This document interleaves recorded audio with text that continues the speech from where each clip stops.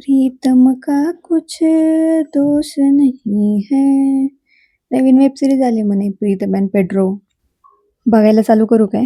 नाही, हे काम आहे ना. करू. एक काम करते, एक एपिसोड बघते फक्त आणि नंतर मस्त रिफ्रेश होऊन काम करते, एकदम फोकस.